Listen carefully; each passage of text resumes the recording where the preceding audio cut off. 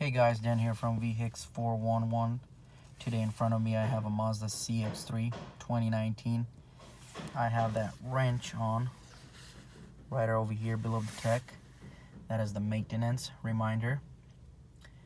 I'll show you how to reset it. We are going to be using this joystick, left, right, and push, whatever. So as you can see in the menu right here, we're in the communication menu. That's the main menu. I will turn the joystick to the left, hit the application, enter, vehicle monitor, enter, maintenance, push enter, and then oil change. Now when you did your oil change, all I have to do is just scroll to the reset, push on the joystick. It's gonna say, are you sure? Yes, reset it for 5,000 miles. When you look here, that is done.